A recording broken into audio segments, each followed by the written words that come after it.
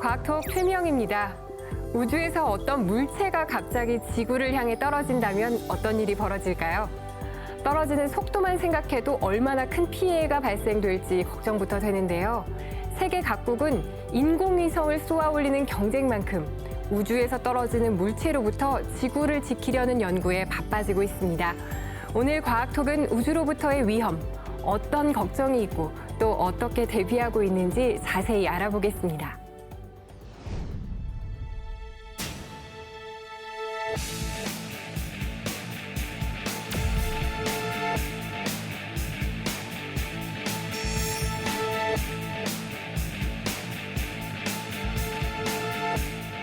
되도록이면은 안전하게 떨어뜨릴 수 있도록 여러 가지 저희가 이제 방법이나 조치를 취하는데도 불구하고 안 되는 건 안 됩니다.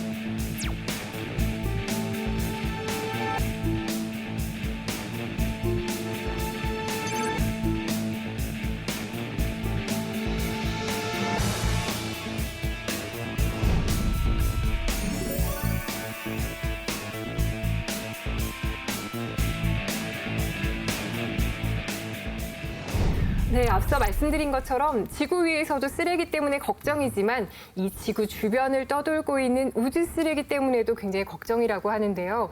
그렇다면 우주 쓰레기란 어떤 건지 그리고 또 우주 물체에는 어떤 것들이 있는지 말씀을 부탁드릴게요. 네. 먼저 이제 우주 쓰레기라고 하는 것은 저희가 사용하던 또는 이제 운영 중인 또는 거기서 운영하다가 폭파되거나 또는 부서진 이런 여러 가지 잔해물들의 집합을 말합니다. 그래서 우주물체라고 하면은 두 가지가 있는데요. 첫 번째는 자연 우주물체가 있습니다. 소행성이라든가 유성같이 늘 있었던 곳, 저희보다 인류가 생기기 훨씬 전부터 수천 년, 수만 년, 수억 년 전부터 있던 것들이죠. 그러나 이제 저희가 1957년도에 인류가 최초로 스푸트닉 1호를 우주로 보냅니다. 최초의 이제 우주물체죠. 인간이 만든 인공 우주물체 이렇게 두 가지가 있습니다. 그래서 이제 우주물체가 저희한테 위협이 될 수 있는 것들은 저희가 운영 중인 그런 인공위성이라든가 또는 우주 탐사선 이런 데 부딪힐 수 있는 경우 그리고 지상에 추락하면서 저희한테 직접적인 해를 줄 수 있는 것들이 있겠죠. 사실 저는 우주하면 굉장히 신비한 느낌이 있잖아요. 그런데 여기 우주 쓰레기가 있다라고 하니까 굉장히 놀라운데요. 혹시 우주 쓰레기라는 단어를 들어보신 적이 있으세요? 우주 하면은 우리가 무한한 상상력의 공간. 근데 거기에다가 쓰레기라는 말을 붙이니까 굉장히 좀 낯설긴 한데 사실 우리가 오래된 얘기지만 어렸을 적에 밤하늘에 별똥별이 떨어졌다라든지 그런 걸 보면은 그런 걸 보면서 소원을 빌면 소원이 이루어진다 이런 추억들이 있는데 사실 저는 이렇게 별똥별이 직접 떨어지는 걸 잘 보지는 못했어요. 이게 아마 도해지에서 살아서 그런지 모르겠는데 그러나 몇 년 전에 러시아에 어떤 운석이 떨어져 갖고 많은 인명 피해, 재산 피해, 집도 부서졌다 그러고 우리나라에서도 또 진주에서 운석이 떨어졌다. 이제 그런 일이 있으니까 우주 공간으로부터 지구에 뭐가 떨어질 수 있구나. 근데 그런 운석은 그래도 자연적인 거니까 소행성 운석 그런 건데 이제는 우리가 올려보냈던 것들이 또 떨어질 수도 있다. 이러니까 오늘 굉장히 호기심 또는 또 이거 우리도 뭔가 대비해야 되나 하는 그런 생각도 들고 오늘 여러 가지 얘기를 재밌게 좀 들어보겠습니다. 그러니까 저는 인공위성 하면은 굉장히 첨단 과학이고 그러니까 꿈이고 우주라고 생각을 했는데 이 인공위성이 우주에 쓰레기가 될 수 있다는 거에 대해서 두 가지 생각이 들었습니다. 얼마나 인공위성을 많이 쏘았으면 쓰레기까지 됐을까? 그러니까 이제 우주 공간에서의 자정 능력, 스스로 정화할 수 있는 능력을 벗어날 정도로 인공위성을 많이 쏘았구나라는 생각이 하나가 들고요. 두 번째는 우주에도 이제는 진공청소기가 필요하겠구나. 이 쓰레기를 모을 수 있는 기술과 새로운 산업이 나오지 않을까라는 기대감을 가지고 오늘 한번 같이 얘기해봤으면 좋겠습니다. 네, 최은정 박사님께서는 어떠신가요? 네, 우주 쓰레기라는 말이 사실은 어떤 걸 다 쓰고 이제 버려진 것들을 얘기를 하는데요. 어쨌든 인류가 우주로 나가면서 발생한 게 바로 이 우주 쓰레기라고 하는 개념이거든요. 집에서도 쓰레기들이 많이 발생을 하지만 집에서도 아마 쓰레기 봉투라든지 이렇게 정해진 규칙에 따라서 쓰레기를 버리도록 되어 있잖아요. 우주에서도 이 인공위성이 개발이 되면서 우주 쓰레기를 어떻게 처리를 할 것인지 이런 것들이 많이 논의가 되고 있거든요. 또 이 우주 쓰레기로부터의 위험이 우리에게 어떤 영향을 줄지 이런 것들이 많은 고민을 하고 있는데 오늘 그런 이야기들을 좀 풀어나가면 좋을 것 같습니다. 네. 그래서 저희가 우주 쓰레기에 대한 좀 다양한 의견들에 대해서 얘기를 들어봤는데요. 그렇다면 얼마나 많은 우주 물체가 지구 주변을 돌고 있나요? 이게 벌써 우리가 우주를 개발한 지가 61년이 됐습니다. 어느새. 그래서 이제까지 약 한 8,000번의 우주 발사가 있었어요. 그래서 지금 이제 운영하고 있는 그렇게 많은 그 위성들과 탐사선을 보냈는데 실제 현재 운영하고 있는 거 한 1,800개 정도 됩니다. 그 나머지는 다 이제 수명을 다하거나 이제 더 이상 이용을 안 하는 거죠. 그래서 만약에 그 정의를 도대체 얼마나 많은 우주 쓰레기가 있겠냐라고 했을 때 만약에 10cm 정도의 크기에 트랙할 수 있는 우리가 추적할 수 있는 거를 제한한다면 한 18,000개가 있고요. 그리고 직접적으로 우리한테 위해를 가할 수 있는 그리고 운영적인 위성들에게 충돌을 해서 해를 줄 수 있는 정도가 싶으면은 사실 그 이상이 있습니다. 그래서 그 사이즈를 10cm에서 뭐 1cm 이렇게 줄이면 벌써 한 150만 개. 그다음에 그보다 1cm 더 작은 1mm 이건 이제 셀 수가 없는 거죠. 네. 그럼 아까 위해를 가할 수 있는 우주 물체라는 이야기를 해주셨거든요. 그렇다면 우주 물체 때문에 발생할 수 있는 위험이라는 건 어떤 게 있을까요? 첫 번째는 이제 운용 중인 위성에 충돌하는 경우. 우리가 이제 발사한 위성들이나 우주 탐사선은 저희가 이제 직접 제어를 할 수 있습니다. 그래서 위험할 경우에는 이제 옮기거나 또는 이런 임무를 투여하거나 하는데 이제 우주 쓰레기들 친구들은 저희가 어떻게 할 수 있는 게 아니거든요. 자동차 사고가 똑같습니다. 그래서 그런 일이 언제 일어났었냐면 2009년도에 시베리아 상공에서 이리듐 33호하고 코스모스 2505호하고 충돌을 합니다. 전혀 예상치 못했었고 그때까지만 해도 많은 이제 그 전공자들, 과학자, 기술자들은 그냥 아직은 우주가 넓으니까 그런 충돌 사고는 일어나지 않겠지라고 생각을 했습니다. 그럼에도 불구하고 그런 사건이 일어났고 그때까지 갖고 있는 능력, 그러니까 우주 감시 능력이죠. 그걸 추적해 봤을 때는 적어도 두 물체가 500m 이상으로 스쳐 지나게 돼 있었는데 그거 아주 정면 충돌을 해버렸습니다. 그래서 약 3,000개가 넘는 그 파편들이 생겼고 그게 아직도 돌고 있습니다.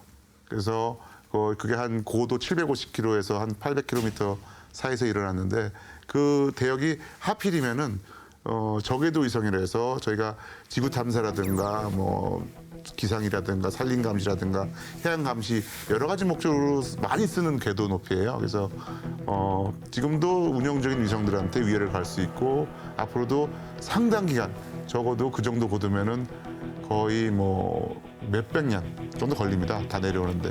그래서 계속 아마 그런 그 우주 교통에 별로 이렇게 좋은 그런 것들은 아니죠.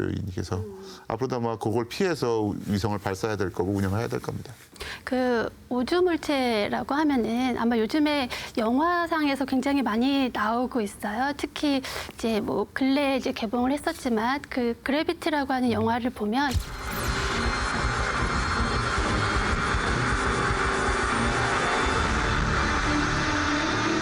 거기 그 영화로 그 표현되는 장면들이 아마 일반인 분들한테는 훨씬 더 쉽게 다가갔던 것 같거든요.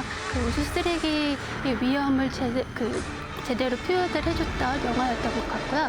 그런 위험에 대해서 사실은 과학자들이 이미 그 우주 개발이 시작이 되면서 많이 예측을 한 상태였습니다. 특히 이제 그 1978년에 미국 나사에 있는 그 항공우주국에 있던 도널드 캐슬러라고 하는 박사님이 그 논문을 통해서 이런 위험성을 한번 예견을 하셨었거든요.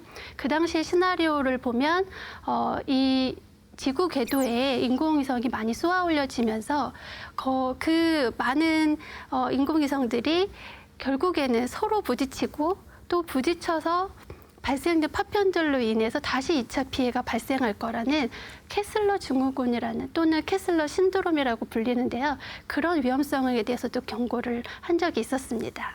네. 그럼 이런 우주 물체의 파괴력은 어느 정도 되나요? 가장 큰 요소는 속도입니다.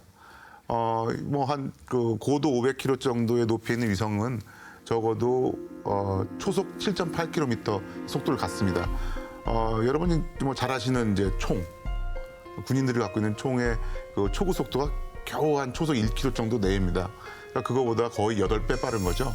그러니까 뭐 우리 물리의 법칙대로 mv 제곱, 2분의 mv 제곱이잖아요. 운동 에너지는요. 속도의 8배 빠르니까 같은 사이즈라고 하면은 에너지로서는 거의 64배나 큽니다. 그래서 아주 작은 물체, 겨우 이제 위성을 조립하는 데 쓰는 한 5g짜리 그 나사라도 그 우주 공간에서 궤도 속도를 갖고 부딪힌다고 하면은 어마어마한 파괴를 갖죠. 그러니까 이제 우리는 속도가 나오면 얘가 어느 방향인지 좀 예측을 할 수 네네네. 있는데 우주에서는 그 방향을 잡히는지가 좀 궁금하고요. 이 속도 벡터라고 하는 것은 처음에 우리가 위성을 쏠 때는 명확하게 위임무에 따라서 궤도를 설정을 합니다. 디자인을 하고 거기에 맞춰서 이제 올리게 되는데 우주 잔해물이라는 친구들은 이제 안에서 막 갈라지고 자꾸 이제 폭파가 일어나서 이제 여러 갈래로 돌아다니게 됩니다. 그래서 거의 어떻게 보면 랜덤해요. 저희가 추적을 해도 굉장히 어렵습니다. 그래서 우리가 얘네들만 다니는 길이 있다고 하면 피해 가면 되는데 그런 길이 없이 전 그 하늘에 돌아다니니까 저희가 알아서 도망 다녀야죠. 그러면 이 우주 쓰레기라는 거에 대해서 우리 인류가 이거 진짜 심각한 문제다. 이렇게 인지하기 시작한 건 언제부터인가요? 1962년도에 미국의 위스콘신의 미니토왁이라는 도시, 아주 작은 도시예요. 지금 거기에서 1년에 한 번씩 그 페스티벌이 열리는데 그 이름이 스푸트닉 페스티벌이에요. 왜 그러냐면은 그 1960년도 5월쯤에 그 러시아에서 스푸트닉 4호를 쏩니다. 쏘았는데 이 친구를 잘 제어하다가 실수를 해서 이제 궤도를 잘못 올려놨어요. 그래가지고 한 29개월 만에 추락을 합니다. 그때 추락하는 파편 중에 하나가 하필이면은 그 위스콘신주의 그 조그만 도시에 떨어집니다. 그리고 마침 그 떨어지는 장면을 교통경찰 2분이 목격을 하고 그걸 주웠어요. 러시아 연락을 해서 그걸 돌려줘요. 그런데 그걸 연호로 해서 그 이제 마니토웍이라는 그 마을에서는 늘 매년 지금도 그 스푸트닉 페스티벌을 합니다. 사실은 그때는 즐거웠었어요. 왜냐하면 하나 떨어지고 사람도 안 다치고 놀라운 일에 불과했지만 그런 일이 이제 점점 증가합니다. 그래서 우주 경쟁 시대죠. 그러다 보니까 굉장히 많은 수의 그 우주 물체를 발사하게 됩니다. 위성이 됐든 우주 탐사선이 됐든 올라가는데 저희가 늘 아는 거 있지 않습니까? 올라간 거는 떨어집니다. 그렇게 쭉 이어오면서 또 우주를 평화적으로 사용해야겠다. 그런 경각심은 있었습니다. 그런데 아주 결정적으로 그러한 그 코스모스 2251호와 그다음에 이리디움 33호의 사건, 그 충돌 사건이죠. 그 이후에도 중국에서 기상위성을 중국 자체의 기상위성을 요격을 합니다. 이것도 한 고도 800km 정도 있는 건데요. 팽륜 위성이라고 있습니다. 그래서 수명이 다한 기상위성을 엔티셋 테스트를 해가지고 자기들 미사일로 쏴서 그거를 폭발을 시킵니다. 그러면서 또 약 한 3,000개가 넘는 잔해물을 만들었죠. 그 이후에도 이런 사건이 쭉 연이어지다 보니까 우주의 잔해물이 급격하게 증가를 합니다. 그러면서 이제 그 우주를 감시하는 능력의 한계치에도 다다르고 이렇게 하다 보면은 정말 안전한 우주를 우리가 보장할 수가 없겠다. 그래서 UN 코퍼스라고 해서 아까 말한 그 우주의 안전한 이용 그 위원회 그리고 자체적으로도 나사, 그러니까 미국의 항공우주국이라든가 유럽의 우주국 그리고 뭐 일본 당연히 뭐 우리나라 그 항공우주연구원도 포함되겠죠. 그래서 다들 우리가 쓸 수 있는 한정된 자원, 그 궤도 자원을 유지를 했으면 좋겠다. 이런 게 현재 공통된 의견입니다. 그러니까 그게 지금 60년대 처음으로 그러니까 파편이 이제 네, 벌써 네. 미국 쪽으로 떨어졌다는 거잖아요. 네네. 사실은 근데 우리가 알기로 이게 대기권으로 진입할 때 뭐 다 네. 타버리기도 하고 대부분 네네. 그러는데 그게 또 안 타고 들어오는 그런 확률이 제법 되나요? 이게 이제 스푸트닉 4호 같은 경우도 한 4톤쯤 됩니다. 예. 사실 사실 굉장히 큰 거죠. 그 당시 초창기고 하니까 그런 일이 있었는데 보통 1톤이 넘는 위성이라고 하면은 재진입 시에 웬만한 건 다 소실된다 하더라도 약 20%에서 한 40%는 다 땅에 떨어진다고 지금 모델도 그렇고 실제 관측도 그렇습니다.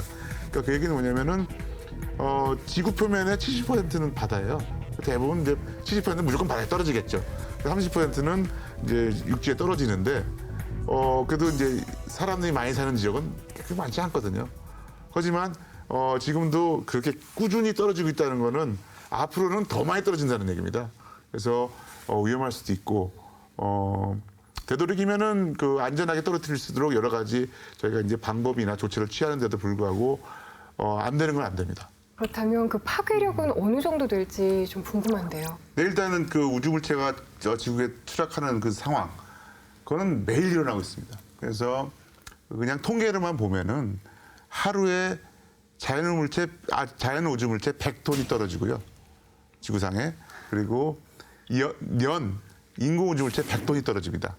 인공 우주물체는 한 횟수로는 한 400개 남짓 되고요. 자연 우주물체는 뭐 여러분이 보시면 아까 말씀하신 그 유성, 뭐 운석, 뭐 어마어마하게 떨어집니다. 그래서 굉장히 많은 수의 우주물체, 인공이 됐든 자연이 됐든 지금 지구상으로 추락하고 있다는 것은 확실합니다. 네, 이런 우주 위험에 대한 이제 우주에서 떨어지는 물체에 대한 위험이 사실 과거에는 아까 말씀하셨듯이 바다가 70%니까요. 이게 이제 별로 드러나지가 않았었거든요. 근데 최근에 이제 이런 위험을 계속 얘기를 하는 것은 뭐냐면 만에 하나라도 도시에 떨어졌을 때에 대한 위험을 굉장히 중요하게 생각을 하거든요. 왜냐하면 거기에 떨어졌을 때 피해가 훨씬 더 크기 때문에. 네, 그래서 이런 도시에 떨어지는 거를 어떻게든 막으려고 하는데 사실은 막을 방법은 없습니다. 네. 대부분 뭐 바다로 많이 떨어졌지만 대도시에 떨어졌다. 떨어지지 말라는 법은 없는 것 같으네요. 그러니까 그거를 어떻게 예방하거나 예측을 해갖고 이게 뭐 갑자기 순식간에 떨어지는 건 아닐 테고 계속 그 높은 궤도 뭐 800km서부터 내려오는 거니까 그거를 지금 모니터링하고 예측은 가능한 건가요? 네. 지금 이제 그 지구 궤도상에 떠 있는 그 우주물체라고 하는 거 아까 말씀드렸지만 이제 인공위성 살아있는 그 운영 중에 있는 인공위성도 있고 운영이 끝나서 이제 폐기물이 된 우주 쓰레기들도 있습니다. 그래서 그 친구들을 이제 감시를 해야 되는데요. 뭐 저희가 주소 붙여서 있는 것도 아니고 늘 물어볼 수 있는 건 아니잖아요. 그러다 보니까 지상에서 그 친구들을 레이더라든가 광학 장비를 이용해서 늘 관측을 해야 됩니다. 그래서 관측한 자료들을 분석을 해서 이 친구들이 가는 궤도, 정확한 궤도를 이제 거의 매일 측정을 합니다. 그래서 그 궤도가 어떻게 변하고 이 친구가 이제 고도를 내려오고 있는지 올라가고 있는지 딴 친구들하고 이제 충돌을 할 위험이 있는지 그런 거를 전 세계 각국에서 능력이 되는 각국들이 다 그 관측을 합니다. 그래서 그걸 모아서 분석하는 가장 잘 분석하는 것은 역시 미국이고요. 그다음에 역시 그 스페이스 파워, 즉 우주 강국들이 먼저 합니다. 저희도 우리나라도 이제 우주에 벌써 21개의 인공 우주물체를 발사를 했습니다. 따라서 우리나라도 저희 우주환경감시기관인 한국천문연구원에서 그런 그 우주물체들에 대한 궤도 관측과 궤도를 통해서 잘 감시하고 있다. 뭐 이렇게 하면 되겠습니다. 이 쓰레기에 대한 책임을 누가 질 거냐. 예, 이게 떨어졌을 때 거기 책임과 보상은 어떻게 할 거냐. 그거를 처음부터 아예 돈을 받을 거냐, 아니면 보험으로 하는지 이거에 대한 책임을 어떻게 묻는지가 국제적으로는 어떻게 지금 현재 진행되고 있습니까? 네, 지금 한 등록된 그 인공 우주물체 수가 44,000여 개 정도 되고요. 아까 말씀하셨듯이 현재 궤도에는 한 18,000개에서 2만 개 사이가 지금 우리 지구 궤도상에 있는 인공우주 물체가 되겠습니다. 근데 그 중에서 한 10%밖에 운영을 안 하고 있으니까 나머지는 다 이제 잔해물이죠. 그냥 쓰레기로 남아있는 상태고, 이제 말씀하셨듯이 쓰레기가 이제 실제로 운영하는 이제 위성에 충돌이나 이제 위험을 준다든지 또는 지상으로 떨어져서 피해를 주는데, 국제적으로 보면 이런 인공우주물체에 대한 그 각각의 소유국들이 이미 다 있습니다. 발사할 때 이미 소유국이 정해지고요. 그 인공우주물체가 폭발을 한다든지 아까 중국 위성처럼 폭발을 시킨다든지 이리듐하고 코스모스가 충돌했을 때처럼 충돌로 인해서 파편이 생겼다 하더라도 그 그 소유에 대한 책임은 그 우주 물체 처음 발사했을 때 소유국이 모두 책임을 지도록 되어 있습니다. 그래서 개인이 발사를 했다 하더라도요, 그런 위성들로 인해서 생기는 문제는 국가가 책임을 지도록 이미 되어 보상이나 있습니다. 이런 건 다 받을 수 네, 있고 네. 이게 어느 소속인지를 다 알 수 있어. 어떤 네. 파편이라도 이게 어느 나라에 쏜 걸 다 알 수 있게. 그렇죠. 그래서 과거에 이제 그 핵 탐지를 핵 연료를 탐지했던 인공위성이 캐나다로 떨어진 적이 있어요. 러시아의 인공위성이었는데요. 이게 핵을 탐지하다 보니까 떨어지고 나서 방사능 유출에 대한 문제가 굉장히 심각했었는데 이때 이제 캐나다, 러시아에 600만 불의 그 소송을 했죠. 그런데 러시아가 반밖에 안 돌려줬다고 하더라고요. 네, 이렇게 이제 국제 간의 그 소송도 있을 수 있기 때문에 그러니까 외교적으로도 굉장히 중요한 문제고요. 이런 우주 쓰레기에 대한 문제를 아까 말씀하셨듯이 유엔 그 외기권 평화적 이용을 위한 위원회 또는 이런 우주 잔해물에 대한 파편 조정위원회 이런 곳에서 그런 전체적인 가이드라인을 가지고 국제적으로 어떻게 조정할 것인가를 계속 논의를 하고 있습니다. 그래서 제가 이제 매년 유엔 코퍼스에 참여를 하게 됐는데요. 이제 거기에서 실질적으로 하는 게 우리나라에서도 어떻게 하고 있고 각 나라는 이 우주 쓰레기에 대해서 어떻게 대처를 하고 있고 또 서로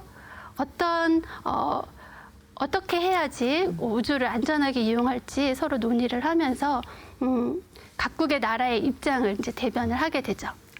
네, 저희 좀 이 우주 물체에 대해서 좀 보조 설명이 좀 필요할 것 같은데요. 혹시 조금 더 궁금하신 게 혹시 있으실까요? 저도 그 우주에서 청소를 할 때, 그걸 할 때 여러 가지 기술이 사용될 것 같아요. 뭐 레이저를 이용하거나 뭘 이용하거나. 그래서 그 기술 중에서 어떤 게 좀 경쟁력이 있는지 우리나라 기술은 어느 정도인지도 좀 궁금합니다. 일단은 비용 문제가 있습니다. 우주에 인공위성을 개발하고 발사하는 비용이 뭐 작게는 200억에서 한 500억까지 비싸요. 더 뭐 심지어는 비싼 한 2천만 불 합니다. 자, 그러면 그 하나를 그 제거하기 위해서 또 하나를 발사하면은 비용이 거의 같아요. 그러니까 아직까지는 그거를 능동적으로 우주 쓰레기를 쉽게 제거하는 방법은 사실상 없어요. 아마 우주물체 문제가 너무 커지면은 결국은 안전하게 우주를 이용하기 위해서는 결국 쓰레기는 치워야 되거든요. 그때는 이제 비용 문제가 큰 문제가 되지 않겠죠. 그래서 한꺼번에 가서 뭐 그물처럼 다 쓸어온다든가 뭐 여러 가지 방법이 있는데 일단은 거기에도 이제 위험이 따르는 것이 이 친구가 너무 빨라요. 그래서 초속 8km를 날아다니는 친구들을 쫓아가야 되고 부딪히면 자기도 이제 위험해지니까 본인 그 쓰레기 제거반이요. 그러니까 쫓아가야 되고 그걸 안전하게 포획해서 같이 이제 소멸을 해야 되는데 그런 이제 그걸 이제 열심히 만들겠죠. 이제까지 인류가 성공적으로 우주 개발했듯이 앞으로도 그 우주를 성공적으로 깨끗하게 클린업을 할 생각이 분명히 그렇게 할 수 있을 겁니다. 네, 지금 우주물체 감시에 대해서 이야기를 좀 해주셨는데요. 이 감시 시스템이 실제로 효과를 봤던 사례가 혹시 있나요? 우선은 효과를 이미 보고 있다고 말씀드릴 수 있죠. 왜냐하면 지금 우주물체 감시 시스템이라고 하는 게 현재는 아쉽지만 미국에 전적으로 의존을 하고 있는 상황이에요. 그러니까 우리나라도 현재 이제 광학 시스템을 구축을 해서 2016년에 완공된 아울렛이라고 하는 광학 관측 시스템을 갖고는 있지만 현재까지는 미국에서 관측된 데이터들을 전적으로 받아서 써야 되는 상황입니다. 그래서 그 우주물체 감시라고 하는 개념이 사실은 결국에는 어떤 인공위성이나 우주 쓰레기들이 있는지를 봐야 되고요. 또 보고 걔네가 정말 어떤 형상으로 되어 있는지 재질인지 이런 것들을 식별을 해야 되고요.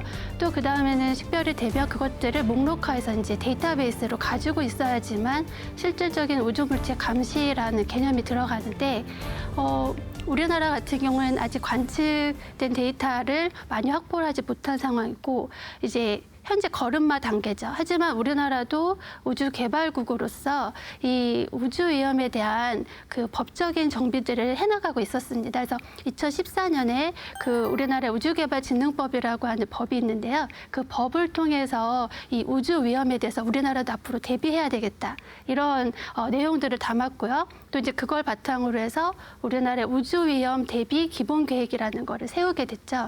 그래서 제가 그때 굉장히 뿌듯했었던 건 이 우주여행 대비 기본 계획을 제가 유엔 코퍼스 그 유엔 회의에 가서 직접 발표를 한 적이 있었습니다. 그래서 앞으로 나라가 좀 국가적으로 계속 관심을 가져야 되는 분야가 아닌가 생각이 듭니다. 네. 네, 그럼 이어서 한번 여쭤볼게요. 우리나라의 감시 시스템은 지금 어디까지 와 있나요?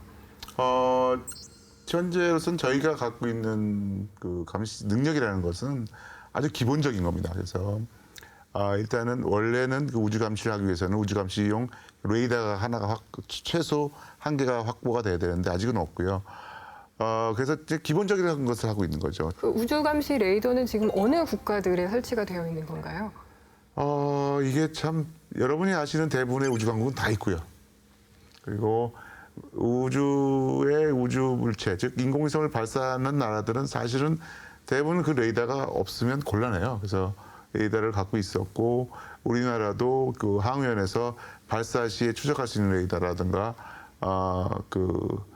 좀 대형 우주 물체는 이제 그 관측할 수 있는 그 레이더가 있는데 우주 감시 전용으로 사용하기가 좀 굉장히 힘든 것 같습니다. 그래서 별도의 우주 감시용 레이더가 꼭 있어야겠다는 것이 이제 그쪽 전공한 사람이 이제 바람입니다. 그런데 이제 그 주변국을 보면은 일본 같은 경우도 8,500억 정도를 들여서 23년부터 2023년입니다.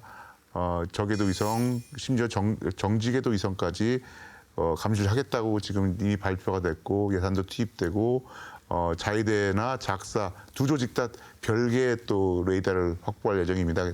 그래서 2022년, 23년이면은 이제 저희가 못 보는 부분을 그분들은 보겠죠. 그래서 저희가 좀 마음이 좀 급합니다만 저희가 뭐 이제 그 정책 결정하시는 분들이 또 그런 거에 필요성을 느끼고 저희가 갖고 있는 능력을 이용하게 된 어떤 계획들이 생긴다고 하면은 저희도 이제 그 우주감시 레이더는 충분히 할 수 있으리라 생각합니다. 네, 최현정 박사님께서 아까 아울렛 시스템에 대해서 이야기를 해주셨는데 이 시스템이 어떤 기술인지 설명을 부탁드릴게요. 네, 저희 한국전문연구원에서는 이제 그 과학 관측을 굉장히 오래 했습니다. 그래서 그 과학으로 과학 그 망원경이나 과학 기술로 그러니까 우주를 바라보는 거에는 굉장히 익숙하죠. 그래서 2010년도에 그 국가에서 현안 문제 해결형 과제로서 이 아울렛을 시작을 했습니다. 전 세계에 5군데에 위성 추적용 그 광학 망원경을 이렇게 배치를 하고 이걸 이제 그 원격 관측이죠. 그리고 혼자 돌아다니는 자동 관측입니다. 그래서 저희가 이제 또 원하는 목표 주로 이제 그 저희 자국 위성들인데요. 그 자국 위성들을 이렇게 관측해 주세요 하고 저희가 이제 리스트를 해서 그 망원경에 다 이제 전송을 하면 인터넷에 보냅니다. 그러면 이제 거기 그 지금은 이제 몽골 그리고 모로코, 이스라엘, 그다음 미국 그리고 마지막으로 대한민국 그 보현산에 이렇게 5개가 있는데 그 각 관측소에서 알아서 자기가 때가 되면 그걸 관측을 합니다. 그래서 관측을 해서 그 위치 정보를 자기가 획득을 하면은 그걸 이제 본부로 보내죠. 대전 한국천문연구원에 보내면은 거기에서 그걸 다시 분석을 해서 바로 궤도로 이제 바꿔줍니다. 그러면 그 궤도는 저희가 확보할 수 있는 그 미국으로부터 이제 확보되는 그런 자료보다 훨씬 더 정밀하게 그 우리 자국 위성의 궤도를 알 수가 있죠. 그게 우주 감시 아주 기초입니다. 그래서 관측해서 궤도력을 확보하고 그 궤도력으로부터 위험을 분석하고 이제 하나의 그 아주 그 기본적인 이제 그 단계인데 그중에 이제 저희가 첫 번째를 가고 있는 겁니다. 그러면 그 아울렛에서는 우리가 쏜 인공위성만 관찰하는 건가요? 그걸 모니터링 한다고 보면 되나요? 우리가 쏜 것만? 네, 주요 임무는 이제 우리나라의 위성들이고요. 사실은 이제 하늘을 보고 있고 하기 때문에 인공위성, 뭐 별도 다 찍을 수 있죠. 근데 주요 임무에 따라서 이제 스케줄링이라고 하는 어떤 것부터 찍을 것인가 이런 것들을 정하게 되는데요. 그런 스케줄링 작업을 하게 되고 거기에 따라서 이제 우선순위를 부여하게 되죠. 그래서 만약에 어떤 물체가 떨어진거나 위험이 있다라고 하면 사실은 그게 우선순위 제로로 가서 그것부터 수행을 하게 됩니다. 그래서 곧 이제 우주 물체가 떨어진다라고 하는 이제 텐궁 1호가 떨어진다라고 하는데요. 이제 거기에 대해서도 이미 우선순위를 높여서 관측을 하고 있는 중입니다. 네, 지금 텐궁 1호에 대해서 이야기를 해주셨는데 사실은 이게 추락하는 예상 궤도에서 한반도가 안전하지 않다 이런 얘기가 있어서 사실은 좀 불안감이 커지는 것 같아요. 혹시 추락 장소라든지 시간 같은 것들이 예측이 가능할까요? 왜 그게 그 텐궁 1호가 지금 이제 굉장히 이슈가 되고 사실은 이제 이슈가 된 이유가 이 친구가 좀 꽤 큽니다. 우주 정거장으로서 그다음에 우주 정거장의 한 시험용으로서는 큰 건 아니에요 사실은. 근데 8.5톤 정도 되고 길이도 한 10m 정도 되고 문제는 이 친구들이 이제 그 주로 튼튼하게 만들어야 되니까 타이타늄을 많이 썼어요. 그래서 추락 시에 굉장히 많은 부분이 남을 거예요 분명히. 그리고 이제 지금 이제 주장이 엇갈리는데 분명한 것은 이 친구는 제어되지 않은 추락입니다. 그러니까 얘를 안전하게 태평양에 떨어뜨려야겠다. 그래서 제어시켜서 떨어뜨리면 거의 이제 그렇게 떨어뜨릴 수가 있는데 그런 상태가 아닌 걸로 지금 알려져 있어요. 그래서 현재까지는 지금 계속 지금 하필이면 또 태양의 극속이에요. 태양 활동이. 태양 활동이 활발하면은 추락하던 물체도 굉장히 자연스럽게 빨리 떨어집니다. 그런데 태양 활동이 거의 없어요 지금요. 그래서 점점 어느 특정한 고도에서 떨어지는 그 낙하 시간이 굉장히 늘어지고 있어요. 그래서 제가 최초로 예상했을 때는 뭐 저희 예측입니다. 저희 예측했을 때는 한 2월 말 생각했는데 지금 뭐 한 3월 말까지도 생각하고 있고요. 아마 잘못하면 4월까지 넘어갈 수도 있어요. 라고 해도 그게 앞으로 언제쯤 떨어질까 그 추락 시점을 예측한 거는 오차가 한 달 정도 돼요. 정말 긴 시간이네요. 네네. 그러니까 예측할 수가 없어요. 그래서 저희가 무수한 모델과 무수한 소프트웨어가 다 있습니다. 그거 저희가 다 테스트해보고 해도 점쟁이만큼 어려워요. 왜 무엇이 그렇게 힘든 겁니까? 예측이 안 되는 이유가? 예측이 힘든 이유가 첫 번째 속도죠. 네. 저희가 이 친구가 한 200km까지는 굉장히 정밀하게 뭐 1cm 단위로까지 사실은 유출할 수 있어요. 그런데 200km부터 이제 그 추락에 이제 진입이 되기 시작해서 120km까지는 고도요. 120km까지. 그러니까 고도의 한 80km 차이죠. 그 정도는 나선 운동을 하면서 떨어짐에도 불구하고 저희가 굉장히 정밀하게 위치를 알 수 있어요. 그런데 120km부터는 급격하게 공기 밀도가 높아집니다. 그리고 이 공기 밀도라는 것이 이게 일정하지가 않아요. 위치, 그다음에 바람도 있죠. 그다음에 날씨가 좋은데 추운데 다 있으니까 120km부터 마지막에 공기에 저항하다 한 고도 78km에서 거의 폭파하다시피 분해가 되는데 그 고도 120km에서 고도 한 78km까지 떨어지는데 몇 바퀴 안 걸려요. 금방 떨어져요. 그런데 여기를 예측하기가 너무 어렵습니다. 브레이크업이 일어나는 순간에서는 거기서부터는 뭐 이제 거의 이제 분해서 쫙 그 데브리 필드라 해가지고 잔해물이 이제 지상에 떨어지는데 이 친구도 그때까지도 벌써 속도가 높아요. 그래서 무겁고 아주 덴시티가 높은 애들은 그 시속 한 300km 속도로 떨어집니다. 그러니까 굉장히 위험하죠. 그다음에 좀 물체가 크고 마치 포일 같은 것들, 이렇게 이런 합판 같이 생긴 친구들은 뭐 시속 한 300km, 30km 정도로 떨어집니다. 그리고 그러다 보니까 이 데브리 필드가 진행 방향으로는 폭이 최대 70km, 거리는 2,000km예요. 여기만 해도 벌써 그게 커요. 그런데 아까 고도 120km에서 78km까지 오는 거를 아차 하고 한 1분만 틀려도 그때까지도 얘가 초속이 8km거든요. 그러니까 1분이 60이잖아요. 60초죠. 그러면 거의 뭐 5,000km 막 나가요. 그래서 저희가 가만히 있어봐라. 이 친구는 태평양에 떨어지겠네 하는데 한 1, 2분 틀리면 대상한가 있어요. 가능성은 희박하다고 말씀을 하셨지만 텐궁 1호가 진짜 우리 눈앞에 보인다. 이러면 저희는 어떻게 해야 되나요? 그렇죠. 정말 방공호로 들어가요. 눈이 좋지 않다면은 아니죠. 정말 눈이 좋아야 보일 거고요. 속도가 워낙 빠르기 때문에. 그래서 아마 그 링이라든가 아니 특정한 부분에 대해서는 거의 정말 시속 300km로 돌진을 할 거고요. 물론 저희가 그 전에 경보를 분명히 드립니다. 그래서 그럼에도 불구하고 정말 위험 뭐 이렇게 된 경우에 그런 게 떨어지는 게 보인다 하면은 지하실로 가시든가 집안에 화장실로 가시면 가장 안전합니다. 무조건 그냥 숨는 게 최고입니다. 그래서 콘크리트면은 그런 정도가 이제 와서 충돌을 해도 뭐 큰 피해를 입을 확률이 굉장히 적습니다. 그럼에도 불구하고 위험할 경우가 있으니까 혹시 저희 우주환경감시기관인 한국천문연구원에서 정말 위험합니다. 국민 여러분, 우주물체가 추락할 예정이 오니 집안에 계십시오라든가 또는 좀 대피해 주세요. 그러면은 집안에 좀 잠시 계시면 아주 짧은 순간이에요. 그 추락하는 거는. 그때 계시면 적어도 그런 일을 당하실 일은 없습니다. 네, 알겠습니다. 네, 저희가 지금까지 이렇게 좀 우주로부터의 위험에 대해서 이야기를 나눠봤는데요. 천문학을 공부하고 싶은 청소년들에게 한 말씀 해주신다면 뭐라고 말씀을 해주실 수 있을까요? 네, 이 천문학 저도 굉장히 오랫동안 해왔는데요.